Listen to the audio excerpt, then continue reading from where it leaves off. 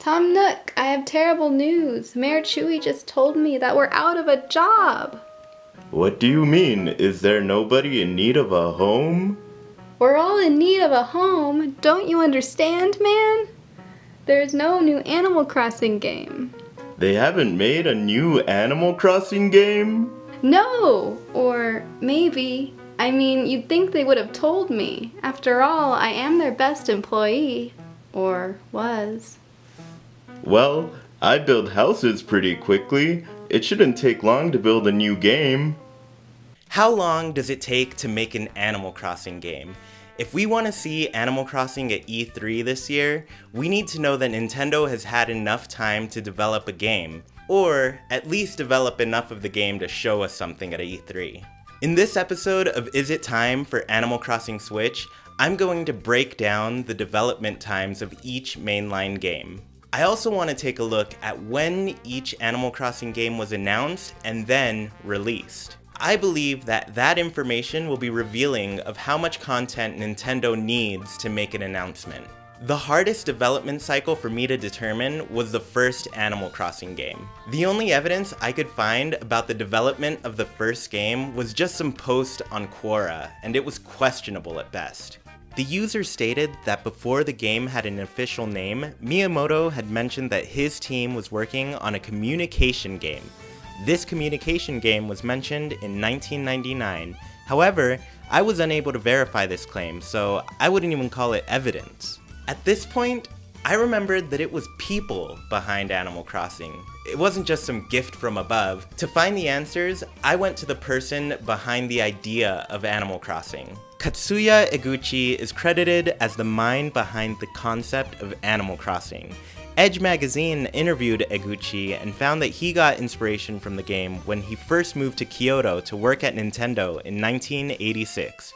He wanted to create a game that explored the feeling of loneliness in a new town away from friends and family. However, the original Animal Crossing was released on the N64 in Japan on April 14th, 2001, not 1986. So what was happening between 1986 and 2001?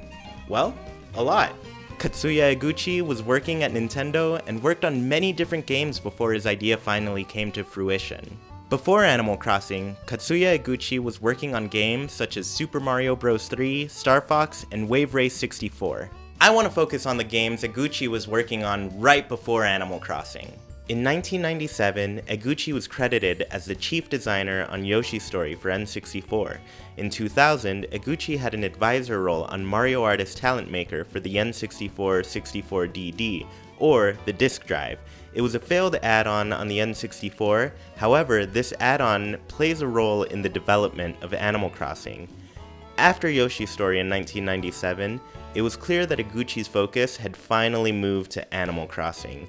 The game was originally going to be implemented on the 64 disk drive to give the game a real-time clock. The development eventually moved away from the disk drive and had players manually set the time when they logged into the game.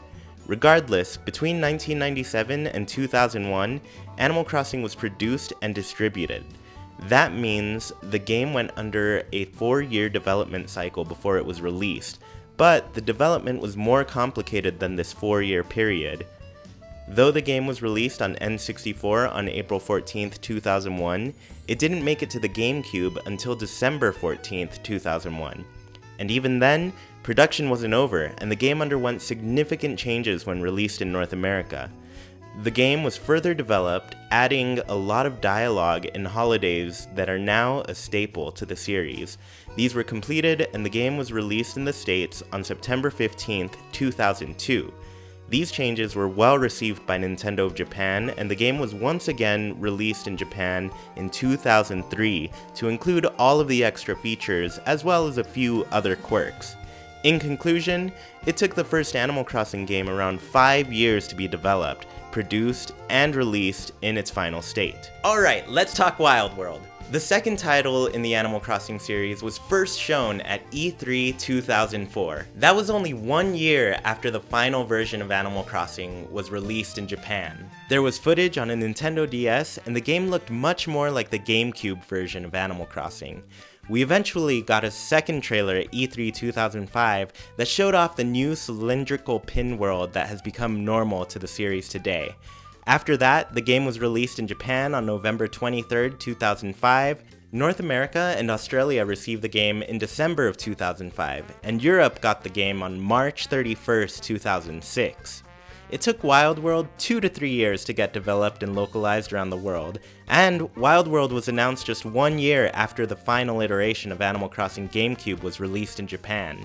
Animal Crossing City Folk actually had a pretty quick turnaround time between announcement and release. However, the game wasn't announced until 3 years after Wild World was released in Japan. The game was first shown at E3 2008. However, the game was out worldwide by December of 2008, only 5 months after its announcement. City Folk was entirely developed, produced, and localized in only 3 years. Not to mention, it had the shortest turnaround time between announcement and release.